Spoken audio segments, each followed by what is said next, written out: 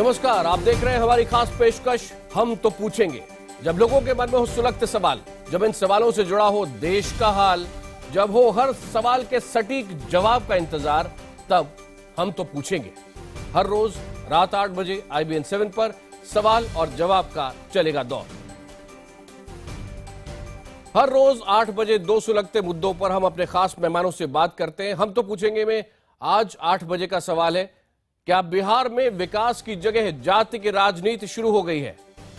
इसके बाद रात 8:30 बजे चर्चा करेंगे देश की सबसे बड़ी मर्डर मिस्ट्री शीना हत्याकांड की। आज का हमारा डिबेट नंबर 2 है, इंद्राणी जाल से बचा मिखाइल। करेंगे हम इस पर चर्चा, लेकिन पहले डिबेट नंबर 1। हम तो पूछेंगे में सवाल एक बार फिर आपको याद दिलाते हैं। बिहार में भाजपा का नेता नहीं, बल्कि वो लड़कियों का दलाल और लड़कियों का एजेंट है।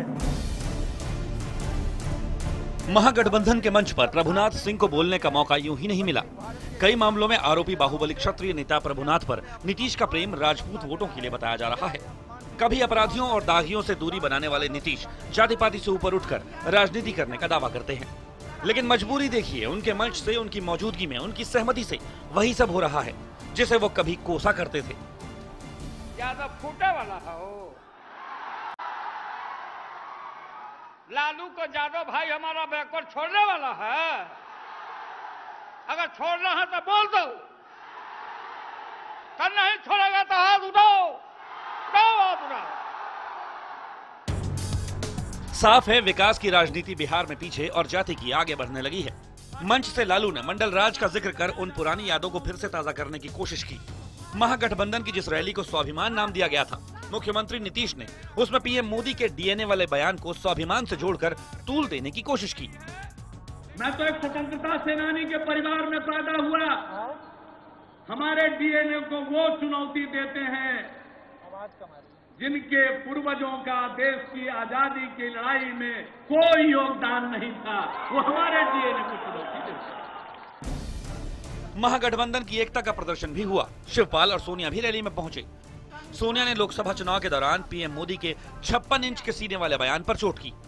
इन्होंने अपना 56 इंच का सीना दिखाकर देश की जनता से इतने सारे झूठे और खोखले वादे किए, और आज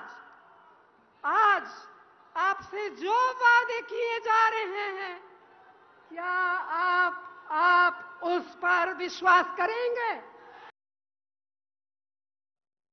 तो आइए आपको सवाल एक बार फिर याद दिला देते हैं। आज जो सवाल हम आपसे पूछ रहे हैं, आपकी राय जानना चाहते हैं, वो ये, क्या बिहार में विकास की जगह जाति की राजनीति शुरू हो गई है? हाँ के लिए टाइप कीजिए IBN 7 Y और नहीं के लिए टाइप कीजिए IBN 7 N। अपनी राय हमें 51818 पर SMS कर दीजिए।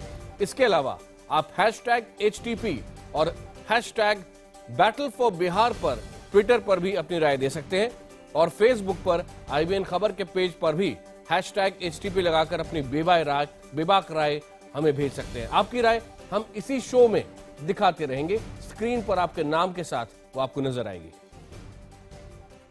खास चर्चा के लिए इस वक्त हमारे साथ जुड़ चुके हैं बीजेपी के नेता सुधांशु मित्तल, RLSP के राष्ट्रीय अध्यक्ष अरुण कुमार, RJD के नेता मनोज झा, JDU के नेता अजय आलोक और कांग्रेस के प्रवक्ता प्रेमचंद मिश्रा। सबसे पहले आपके पास आ रहा हूं मनोज झा जी। सबसे ज्यादा ट्वीट हो रहा है एक इस मुद्दे पर ट्विटर पे, और सुशील कुमार मोदी जी का ये ट्वीट है, और उन्होंने ये कहा है कि ये बड़ी अजीब बात लगती है कि सोनिया गांधी ने ये कहा कि लालू जी ने बिहार में कमाल का काम किया था। यानी आप बीजेपी के हमले पर सबसे आगे हैं, लालू जी पर हमले सबसे ज्यादा हो रहे हैं। और यह भी बहुत दिलचस्प था, बीजेपी कह रही है प्रोटोकॉल देखिए, महागठबंधन में आखिरी में सबसे दमदार नेता बोलने आता है, और आज वो लालू जी थे और जाति की राजनीति कर रहे थे। 1 मिनट आपका अब शुरू हो रहा है। जी मनोज जी। मैं आपको साफ तौर पे कहूं आकाश भाई कि सबसे पहले तो ये जान लीजिए कि जाति बनाम विकास मत बनाइए। जातियों में असमानता है, उसकी चर्चा करना, उसकी मांग करना, संसाधन और सत्ता में वर्चस्व कुछ लोगों का है, उसको बराबरी पे लाना, इसकी बात करना जातिवाद नहीं है। दूसरी बात, हम हर व्यक्ति के निशाने पर रहे हैं कभी ना कभी। आप ये जान लीजिए कि जब जंगल राज की बात करते हैं तो सत्ता और संसाधन के व्याकरण बदल गए। हमसे कुछ गलतियां हुई, लेकिन वो गलतियां जिसकी टिप्पणी पटना उच्च न्यायालय की है, लेकिन सर्वोच्च न्यायालय ने गुजरात के बारे में टिप्पणी दी थी कि आधुनिक नीरो। आप कम से कम एक समतामूलक विमर्श रखिए। और हमारा मानना है कि हम जातिवाद नहीं कर रहे हैं। इसकी शुरुआत प्रधानमंत्री जी ने की जब उन्होंने मुजफ्फरपुर की रैली में यदुवंशियों के नाम का 3 बार जिक्र किया। हम तो सिर्फ पैरोकारी करते हैं कि आम आवाम को हिस्सेदारी मिले, पिछड़ों को भागीदारी मिले, अकलियत को हकूक मिले, बस इतनी हमारी मंशा है। मनोज जी, बिल्कुल एग्जैक्टली 1 मिनट में आपने खत्म किया और अब मैं जा रहा हूं सुधांशु मित्तल जी के पास। सुधांशु जी, आज दावा यह कर रहा है महागठबंधन की जिस बड़ी शुरुआत का हम इंतजार कर रहे थे, बाकायदा हम वो कर पाए। जितनी भीड़ आज थी वो बीजेपी के लिए खतरे की घंटी है। एक कहावत सुनता था मैं, जिसको कहते थे कि कहीं का ईटा कहीं का रोड़ा, भानुमति ने कुड़मा जोड़ा। अब पहले कभी मुलायम सिंह जी सर्वोच्च नेता हो जाते हैं, फिर वो नहीं आते रैली में, फिर ये होता है सोनिया जी आ रही है नहीं आ रही है। देखिए, सत्ता की लालसा में, सत्ता के लालच में नीतीश जी भी कुछ करेंगे, लालू जी भी कुछ करेंगे, कांग्रेस भी कुछ करेगी, लेकिन जनता के विवेक को कब ना आती है। जनता ने सबका चरित्र देखा है। जंगल राज की बात अभी मैं सुन रहा था, किसने करी थी? नीतीश कुमार जी ने करी थी। 2010 के अगर मैं उनके बयान सुनाऊं लालू जी के बारे में तो आप हैरान हो जाएंगे। और लालू जी क्या क्या कहते, गिरगिट रंग बदल रहा है, अच्छा वो दिमागिया खालीपना, पता नहीं किस किस तरह के शब्द एक दूसरे के प्रति इस्तेमाल करने वाले लोग। आज जातियों में वो कह रहे कि भाई गठबंधन हो गया है, 2 भाई मिल गए हैं। तो भैया पहले 2010 में तुम भाई थे या नहीं थे, पहले ये तय कर लो। दुश्मन थे, भाई थे, क्या थे? इनके चरित्र में क्या हो गया है कि सत्ता के लिए मैं कुछ भी। सुधांशु जी, आपका 1 मिनट पूरा हुआ।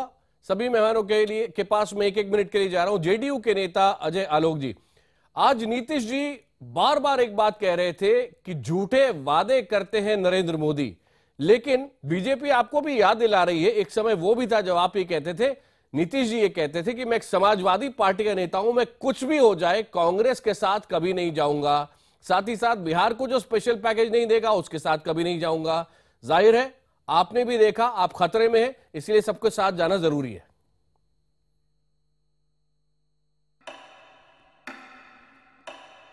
अजय आलोक जी,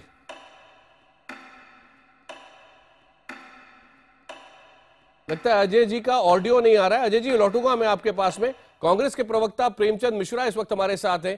प्रेमचंद जी, एक बात बताइए कि सोनिया जी वहीं पर बैठी थी और उस वक्त नीतीश जी व्हाट्सएप की एक बात करते हैं और वो ये बाकायदा ये कह रहे थे कि व्हाट्सएप पे मैंने ये देखा कि एक प्रधानमंत्री के बारे में ये कहा गया था कि ये तो बोलता ही नहीं है और जो अभी प्रधानमंत्री हैं वो सुनते ही नहीं।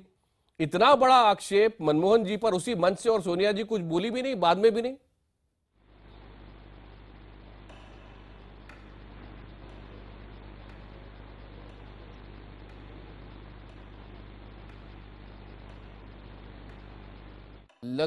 लगता है पटना स्टूडियो में थोड़ी सी ऑडियो की प्रॉब्लम है, क्योंकि दोनों हमारे मेहमान वहीं पर हैं, इसलिए मैं वापस यहां पर लौट रहा हूं दूसरे मेहमानों के पास।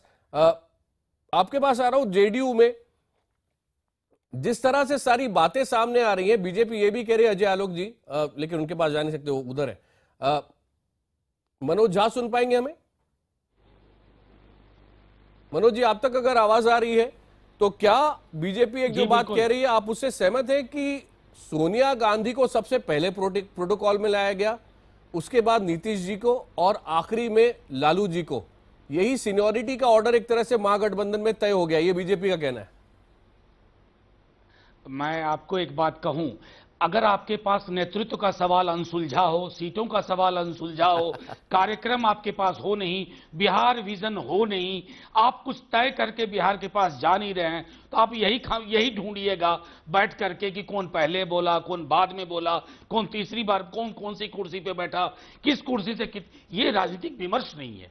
आप एक महत्वपूर्ण चुनाव लड़ रहे हैं। मैं बार बार कहता हूं, ये बिहार में चुनाव है, लेकिन सिर्फ बिहार का चुनाव नहीं है, ये मुल्क में एक मैसेज देने का चुनाव है कि अधिनायकवाद के समक्ष सब लोग कोर्निश नहीं करेंगे। भाजपा का एक बड़ा वर्ग खुद भी असहज महसूस कर रहा है मोदी जी के नेतृत्व को लेकर के, वो भी इंतजार कर रहे हैं बिहार के चुनाव का। इसलिए बिहार का चुनाव सिर्फ हम दलों का नहीं है, आवाम का चुनाव है, एक वैकल्पिक आर्थिक सामाजिक दर्शन का चुनाव है, और जिसकी परिणति हुई कि आज प्रधानमंत्री जी को जमीन अधिग्रहण बिल पर अपने फैसले वापस लेने पड़े, जनमत के आगे झुकना पड़ा, और अपने जो उद्योगपति समुद्र तट के मित्र हैं उनके दबाव को भी थोड़ी देर के लिए दरकिनार करना पड़ा। ठीक है सुधांशु जी, आप जवाब देना चाह रहे हैं, बोले।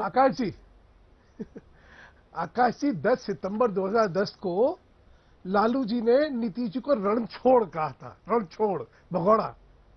आज क्या तारीफों में कसीदे पढ़े जा रहे हैं। अभी मैं मनोज जी का सुन रहा था, बड़ा मजा आ रहा था सुन के। उन्होंने कहा देखिए सीटों के गठबंधन में अभी तक ये नहीं कर पाए, हमने कर लिया। अब आप उनका सत्य समझ लीजिए।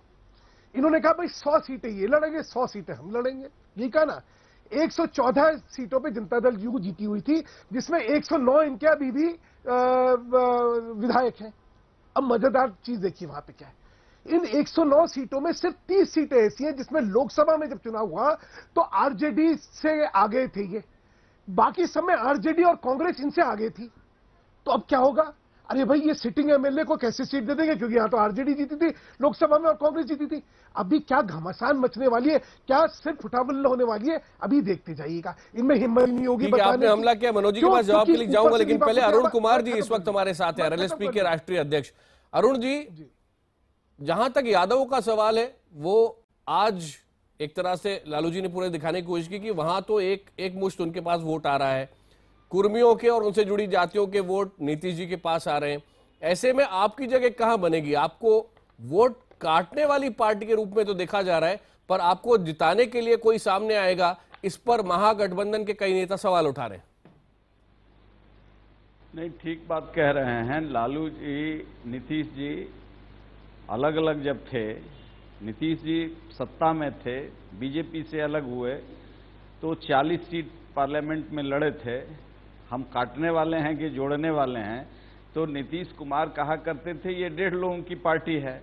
1.5 लोगों की पार्टी ने 3 सीट जीता। आज जो महाकर्तव्य परायण थे, महाशक्तिशाली थे, उनको 2 सीट मिला था। इसलिए उनकी क्षमता तो लोकसभा चुनाव में साबित हो गया है। अब हमको उनसे सर्टिफिकेट की जरूरत नहीं है। निश्चित तौर से महागठबंधन जो है ये हताश निराश लोगों की जमात है और कंट्राडिक्शन है, कहीं वैचारिक नहीं है। सत्ता के लिए एक ध्रुवीकरण है, तो सिर्फ सत्ता के लिए जहां ध्रुवीकरण है वहां विकास मुद्दा नहीं बन सकता, वहां मूल्य मुद्दा नहीं बन सकता। इनका ड्राइविंग फोर्स सत्ता है, इसलिए जो दूसरी जमात है उसका ड्राइविंग फोर्स देश है, राज्य है, विकास है और देश का अंतिम व्यक्ति है। इस फैसले के साथ यदि हम आपने महत्वपूर्ण सवाल उठाया, मनोज जी उसका जवाब देना चाह रहे हैं, उसके बाद सुधांशु जी। मनोज जी आप पहले। बस मैं थोड़े तो एक 2 टिप्पणी करूंगा। एक सुधांशु भाई ने कहा, और मैं मानता हूं हमारे दोनों दलों ने काफी टिप्पणियां की, तल्ख टिप्पणियां की हैं एक दूसरे के खिलाफ, क्योंकि हम अलग अलग थे, कोई इसमें मतभेद नहीं है। खूबसूरत बात यह है कि हम उन सबको जानते बूझते हुए, in spite of that we have come together, उसके बावजूद हम एक साथ आए हैं। दूसरी बात, अरुण जी अभी कह रहे थे विरोधाभास। अरुण जी सत्ता की नहीं, अधिनायकवाद के खिलाफ। अरुण जी रणवीर सेना को पोसने वालों के साथ, सुधांशु भाई मैंने आपको टोका क्या बीच में, एक शालीनता तो बनाए रखिए। सॉरी मैं एक टिप्पणी करता हूं कि नहीं, thank you so much. Ranveer सेना को जन्म देने वाले, उसको पोसने वालों के साथ क्या जीतन राम मांझी जी के समर्थक, अरुण जी की पार्टी के समर्थक, रामविलास पासवान जी की पार्टी के समर्थक, जिन्होंने वो सारे नरसंहार देखे हैं, क्या वो साथ में खड़े होंगे? क्या इससे बड़ा कोई विरोधाभास हो सकता है? विरुद्धों का सामंजस्य भाजपा करने की कोशिश कर रही है और वो नाकामयाब हो रही है। मनोज झा जी, रणवीर सेना कौन है, क्या है? आप सबको थोड़ा सा रोक रहा हूं, क्योंकि प्रेमचंद मिश्रा जी हमारे साथ जुड़ गए। आपको समय पहले मिल नहीं पाया, पर प्रेमचंद मिश्रा जी सीधा सवाल। नहीं, उन्होंने जो बात कहा उसका जवाब सुन लीजिए। जो बड़ा विद्वान आदमी हैं, बिहार को ज्यादा समझते हैं, वो नीतीश कुमार से पूछें कि ऐसे लोगों को क्यों साथ में रखे हुए थे यदि मैं था। तो ये पहला प्रश्न उनको नीतीश कुमार से पूछना चाहिए था कि ये चारा घोटाला वाले के साथ क्यों हैं, रणवीर सेना के साथ क्यों हैं, ये सारे सवाल तो नीतीश कुमार के साथ खड़ा होता है। अरुण कुमार उनके पार्टी के युवा के प्रदेश के अध्यक्ष थे। ये कहाँ थे बेचारे झा जी, कहाँ से इनको ये नौकरी मिली है? आप जो कहना चाह रहे हो आपने कन्वे कर दिया। ये पैरोल पर है, ये अपने जीवन। प्रेमचंद मिश्रा जी आप उस समय जब बात कर रहे थे उस समय आपकी आवाज नहीं आ पाई, लेकिन क्या कांग्रेस ने स्वीकार कर लिया है कि उसका जो सबसे नीचे का स्टेटस है वो सही है? क्योंकि बीजेपी कह रही है कि सबसे पहले सबसे मजबूत नेता को कभी नहीं बुलाया जाता। हम इन चीजों पर ध्यान नहीं दे रहे हैं। यह अगर इस तरह की बातों से बीजेपी और उनके सहयोगी लोग प्रसन्न हो रहे हैं, उन्हें होने दीजिए। सबसे महत्वपूर्ण चीज है कि आज बिहार में पटना में एक बड़ी प्रभावकारी रैली हुई और सेकुलर ताकतों ने उसको डेमोन्स्ट्रेट किया है कि बिहार का माइंडसेट क्या है। यहां मोदी जी या उनकी जो मित्र मंडली बिहार में है वो उनकी राजनीति नहीं चलने वाली, वो आज क्लियर हुआ है। पॉइंट क्या है कि आखिर हम बीजेपी या एनडीए को क्यों वोट करें, इसका कोई जवाब नहीं दे रहा है। 15 महीने पहले आपने जो वायदे किए उस पर आप अमल नहीं किए, तो आप पर भरोसा हम क्यों करें? बिहार में आपका कोई चेहरा नहीं है, कोई आपका लीडर नहीं है, जिसका कोई विजन नहीं है, तो आखिर नीतीश कुमार सुधांशु जी जवाब देते हैं। लेकिन पहले अजय आलोक जी, यहाँ तो one sided Ajay ji protocol का वैसे कोई फर्क नहीं पड़ना चाहिए। हम ये भी सोचते हैं कि नीतीश जी ने बड़प्पन दिखाया कि वो नंबर 2 पे बोलने हैं और लालू जी अंत में बोले। लेकिन आज जितने भी अखबारों की और साथ ही साथ वेबसाइट्स पर आप रिपोर्ट्स देखें तो उनमें यह सामने आ रहा है कि जाति की राजनीति हावी हो रही है और जो लालू के कंधों पे सवार होके सत्ता में आना चाह रहा है ये महागठबंधन, जो विकास का एजेंडा नीतीश जी का, वो पीछे छूट गया है। बिल्कुल नहीं, विकास का एजेंडा तो हमारा है और उसी एजेंडे पे बिहार आगे बढ़ रहा है और ये महागठबंधन भी जो है ये विकास के एजेंडे पे ही है। हाँ, जाति की बात आपने बहुत अच्छी कही। तो जाति की बात पिछले 4 रैलियों में अरुण जी भी हैं यहाँ पे, सुधांशु जी को तो पता नहीं कि अरुण जी बिहार के हैं, लेकिन रैलियों में भी थे प्रधानमंत्री जी के साथ। यदुवंशियों का मुद्दा किसने उठाया? पिछड़ों का मुद्दा किसने उठाया? ये तो प्रधानमंत्री जी ने जातिवाद की शुरुआत की। रामधारी सिंह दिनकर के यहाँ जब गए इनॉग्रेट करने दिल्ली में तो साफ साफ कहा कि बिहार को कुछ जातिवादी नेताओं ने बर्बाद कर दिया, खुद जाति की बात करने लगे। आज जब लालू जी से जातिवाद का विरोध करना क्या जाति की बात करना और लालू जी ने यदुवंशियों पे जवाब दिया तो अब जातिवाद की बात कर रहे हैं। दिनकर को भी आप जात में घेर रहे हैं। रामधारी सिंह दिनकर के प्रोग्राम में प्रधानमंत्री जी ने कहा था कि बिहार को बर्बाद जातिवादी नेताओं ने किया। मैं तो प्रधानमंत्री को कोट कर रहा हूं अरुण जी, ठीक, मैं तो प्रधानमंत्री जी को कोट कर रहा हूं। समझ में नहीं, उसमें उस प्रोग्राम में तो हम लोग गए नहीं थे। और जाति की बात अपने रैलियों में यदुवंशियों की बात किसने उठाई? सुधांशु जी जवाब देना चाह रहे हैं। सुधांशु जी सब बात नहीं करें, सुधांशु जी को प्लीज सुन ले। सुधांशु जी, यदुवंशी और अति पिछड़ों की बात किसने उठाई थी? पहले प्रधानमंत्री जी ने उठाई थी। अब जब उनकी भाषा में उनको जवाब मिल रहा है, अपना बम उन पे फूट गया तो बहुत जलन मच रही है। वो कहावत, अरे वो कहावत तो सुनी है ना आपने, सुन लीजिए। इतने देर से आप बोले जा रहे हैं, आपको सुनने का धैर्य नहीं है, थोड़ा सुन लीजिए। हम ये कह रहे हैं कि जख्मों पे जब डेटॉल लगाया जाता है ना या सेवलॉन लगाया जाता है तो बहुत जलन होती है। आज भारतीय जनता पार्टी या सहयोगियों की हालत यही होगी कि आज जो हमने डेटॉल लगाया है तो जलन बहुत तेज हो रही है। इसीलिए बदहवासी में हर तरह के बयान आ रहे हैं, चाहे रविशंकर जी के बयान हो चाहे किसी का बयान हो, हम ये समझ में आ नहीं रहा। एक मिनट, सुधांशु जी बहुत देर से बात करने की कोशिश कर रहे हैं। मोदी जी ने महिमा मंडित किया यादव वंश को, कृष्ण के वंशज हैं वो कंस के वंशज नहीं हैं। इसलिए आप नरेंद्र मोदी जी करें तो महिमा मंडित करने लगे, लालू जी करें तो वो जातिवाद हो गया। आपके पैमाने का मुझे समझ में नहीं आता। नरेंद्र मोदी जी अति पिछड़ा बोले, यदुवंशी बोले तो महिमा मंडित, और लालू यादव अगर बोले यादव को, यादव लालू को नहीं जाएगा, सबको रोक रहा हूं। सुधांशु जी को बोलने दें प्लीज, बाकी फिल्टर बंद कर दें। सुधांशु जी आप बोले, सुधांशु जी आप जवाब दें। सुधांशु जी, आकाश जी, नरेंद्र मोदी जी अब कहें तो आकाश जी 2 बयान आए, तो बहुत खराब। एक कांग्रेस की तरफ से बयान आया कि सेक्युलर ताकतों के बारे में, तो शायद ये सोनिया जी का खुद का बयान 20 अक्टूबर का भूल गए किशनगंज में, जब उन्होंने कहा कि नीतीश जी जो है सांप्रदायिकता में विश्वास रखते हैं। क्यों? अरे भाई मैं अपनी बात रख लूं, अब मेरे को मेरी बात रख लेने दीजिए प्लीज। उन्होंने, सोनिया जी ने किशनगंज में कहा कि ये तो धर्मनिरपेक्षता का चोला ओढ़े हुए हैं, ये तो घोर जो है ये भाई मेरे को खत्म कर लेना, मैं खत्म कर लूं। अच्छा, कथा बंद करिए, जो मैं पूछ रहा हूं बिहार से रिलेटेड क्यों उसका जवाब दीजिए। अलीगढ़ मुस्लिम यूनिवर्सिटी आ नहीं पाई, ये सोनिया जी ने कहा। अभी मैंने बात करी डीएनए की बात पूछ रहा हूं उसका जवाब दीजिए। बिहार की जनता जानना चाहती है भारतीय जनता पार्टी से। अब आप पूर्वजों का इतिहास सुन लीजिए। नीतीश कुमार जी 16 साल तक भाजपा के साथ जो है लगातार रहे। भ्रष्टाचार केंद्र में सरकार या जंगल राज के बारे में बात करने के पहले यह बताना चाहिए।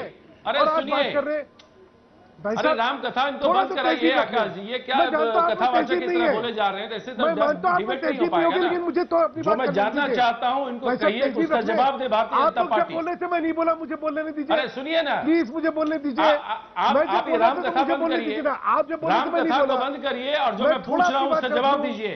मैं अपनी बात जो मैं पूछ रहा हूं प्रेमचंद जी, आपसे दरखास्त करूंगा 20 सेकंड सुधांशु को दे दीजिए, फिर मैं आपके सवाल पे आ रहा हूँ। सुधांशु जी 20 सेकंड आपके, उसके बाद मैं प्रेमचंद जी के सवाल लेता हूँ। सुधांशु जी। आकाश जी तहजीब क्या, मेरी बात ही नहीं रखने दे रही है। ये तो ऐसी क्या इतनी क्या। प्रेमचंद जी थोड़ा सा रुक जाइए। 20 सेकंड सुधांशु जी आपके, 20 सेकंड सुधांशु जी आपके, उसके बाद मैं प्रेमचंद जी के सवाल पे जा रहा हूँ। क्यों हो गए हैं अभी से आपको हार दिखने लगी है? कमाल है। मैं सिर्फ कहना चाहता हूँ कि एक दूसरे का चेहरा दो जने। अरे आप इतने क्यों कुंठित हो रहे प्रेम जी? मैं मानता हूं आपको हार दिख रही है, मैं मानता हूं आप में हताशा है, लेकिन इसके मतलब ये थोड़ी कि दूसरे को बोलने नहीं देंगे। हमें अपनी बात रखने का हक है ना, हमें बात रखने दीजिए। बात यह है कि प्रेम जी और इनके सारे सहयोगी अद्भुत राम कथा पिछले 5 मिनट से तो बोले जा रही है। इसीलिए चाहे उनको जात की बात करनी हो, चाहे धन की बात करनी हो, कोई विकास की बात नहीं कर रहा। कोई नहीं कह रहा कि यहाँ पे जो है भारतीय जनता पार्टी, कानून व्यवस्था। आज ये कानून व्यवस्था की बात करें, लालू जी कहते हैं कानून व्यवस्था के लिए, और ये आज कानून व्यवस्था की बात करें तो पहले ये एक आपस में तय कर लें कि इनका एक दूसरे के बारे में मूल्यांकन क्या है। एक रैली से इतनी परेशानी हो गई बीजेपी को कि धारा प्रवाह बोले जा रहे हैं, रुक ही नहीं रहे हैं। तो नई प्रकार की बीमारी हो गई है। सुनिए दूसरे के गलबलियां। अरे जवाब दीजिए पहले, जो मैं पूछ रहा हूं। ठीक है, जो मैं सवाल उठा रहा हूं उसका जवाब दीजिए आप सुधांशु मित्तल जी। मुझे आपको बोलने की जरूरत नहीं है। भ्रष्टाचार के मामले में आपको जनता ने जवाब दे दिया, मुझे आपको जवाब देने की जरूरत नहीं है। और आप अपनी तहजीब जब इतनी खो जाएगी, अच्छा ठीक है, मैं दे रहा हूं, जवाब दूं आपका। अच्छा अब 20 सेकंड प्रेमचंद जी को दे दीजिए। सुधांशु जी, सुधांशु जी 20 सेकंड प्रेमचंद जी के। आप जवाब मांग रहे हैं। सुधांशु जी, प्रेमचंद जी आप बोले। सुधांशु जी थोड़ा सा धैर्य रखिए। प्रेमचंद जी आप बोले। नहीं आप मुझे बोलने नहीं दे रहे, ये लगातार बोले जा रहे हैं 5 मिनट से। ऐसे नहीं चलेगा तो फिर डोंट कॉल अस। मैं जो पूछ रहा हूं उसकी आप बोले ना, आप गुस्सा थूकिए, आप प्लीज बोलिए। नहीं मुझे बोल रहे ये तो धारा प्रवाह जो एबनॉर्मल तरीके से बोल रहे हैं ना, ये this is not the way of any debate. मैं जो पूछ रहा हूं उसका जवाब भारतीय जनता पार्टी दे। बोलिए। नहीं आपने किसी को पीछे सुनिए महाराज, आपकी परेशानी क्या मैं समझ रहा हूं। अरे डेटॉल का जरूरत हो रहा है। एक रैली से इतनी परेशानी है, आने वाले समय में कितने परेशानी होगी। सुन लीजिए प्रेमचंद जी, आप बोले ना, रहेंगे बीमार पड़ जाएंगे। सुनिए महाराज, आप अपना टाइम वेस्ट करें, लेकिन आप प्लीज बताएं। मैं भ्रष्टाचार के मामले में बीजेपी से यह जानना चाहता हूं, यह कौन सी पद्धति है कि एक घोटाले में 3 व्यक्ति को सजा होती है, जेल जाते हैं, तो एक बुरा हो गया, 2 बड़े अच्छे हो गए। लालू प्रसाद जी को चारा घोटाले में जेल जाना पड़ा तो वो बड़े भ्रष्टाचार के प्रतीक हो गए, और उसी घोटाले में जगन्नाथ मिश्रा और आरके राणा गए, वो उनके साथ बीजेपी ने हाथ मिला लिया, उनके बच्चों को गले मिला के माला पहना के पार्टी ऑफिस में शामिल कर लिया, टिकट देने जा रहे हैं। ये कौन सी परिभाषा है यार? बीजेपी को बताना पड़ेगा। ये भ्रष्टाचार पर ये डबल स्टैंडर्ड क्यों है? एक ही घोटाले में 3 आदमी के लिए अलग नजरिया नहीं चलेगा। नेता मान रही है, शर्म आनी चाहिए आपको तो। अरे सुनिए अच्छा ये झगड़ा रुकेगा नहीं। आखिरी 30 सेकंड अजय आलोक जी आपके पास आ रहा हूँ। और सुशील मोदी आज ये कह रहे हैं, सुशील मोदी आज सीधे आप पर हमला कह रहे हैं, और आज जरूरी था कि आप बताते हैं कि बिहार के लिए आपने 5 साल में क्या किया है। पार्टी को कोई मोरल राइट नहीं है। अजय जी पर बोलिए, थोड़ा सा बिहार के लोगों को बताएं क्यों आपको वोट दें, आपके गठबंधन को वोट दें, क्या देंगे आप जनता को, विकास के लिए क्या करेंगे? बिहार की जनता ने पिछले 10 वर्षों में विकास का स्वाद चख लिया है, और बिहार की जनता को नीतीश कुमार की क्रेडिबिलिटी पे भरोसा है। बिहार की जनता को नहीं, देश को नीतीश कुमार को क्रेडिबल मानता है, और हम वही करते हैं, जो वही कहते हैं जो हम कर सकते हैं। आज भी जो नीतीश कुमार ने अपना मॉडल दिया है, चाहे वो स्टूडेंट क्रेडिट कार्ड का हो, चाहे वो 35% वुमेन रिजर्वेशन का हो सरकारी नौकरियों में, बिहार की जनता को भरोसा है कि नीतीश कुमार आएंगे तो ये सब काम करेंगे। हम हवाई के तारे दिखा के जमीन पे नहीं आखिरी टिप्पणी आपकी 20 सेकंड। सुधांशु जी कि सुधांशु सवा जी। लाख अरे भाई, करोड़ 10 की जगह साल 1 में करोड़ क्यों नहीं कर लिया? और 1 कम करोड़ से 8 कम लाख का पैकेज पूरा मैं नहीं बड़ा दे खुश दिया। हूं कि आपने ये तो माना कि उससे 15 साल पहले विकास नहीं हुआ था। मैं बहुत खुश हूं कि आपने माना ना अरे कि विकास लालू तो राज हर में जगह कुछ हुआ नहीं था, जो सुधांशु आपने जी, 10 साल में आपके करा। साथ क्या और दिक्कत हो गई? पिछले 10 साल में दिक्कत जो ये आपके थी, साथ क्या हो ये गई चीजें है? करते थे, आपको आज विकास जो दिखता आज ही नहीं चीजें है। आप मांग रहे अब हैं, खुले ये तो आप आपको 10 साल में भी मैं- कर सकते थे। खुले लेकिन हाथ नहीं, से आप आप ही अंधापन के हो साथ जाएगा तो दिखाने कोई क्या के कर और खाने सकता के है? और अभी आप और लालू जी आप को तो कम से तारीफ कम कर ये रहे हैं। झगड़ा यहाँ रुकेगा नहीं, इस समय मैं मानव का, लेकिन दिया तो बहुत नहीं बहुत हुआ। धन्यवाद देना तो चाहता वादे करने की हूँ आप आदत हो सबका। गई बहुत है। बहुत धन्यवाद। वक्त है आपके जवाब का। हमारा सवाल आज आपसे ये था, क्या बिहार में विकास की जगह जाति की राजनीति शुरू हो गई है? और जो हमें जवाब मिले हैं कि देखिए 88%, 88% लोग हाँ में जवाब दे रहे हैं। लोगों को चिंता है कि जाति से जुड़ी राजनीति बिहार में एक बार फिर हावी हो रही है। सिर्फ 12% दर्शकों ने नहीं में जवाब दिया है।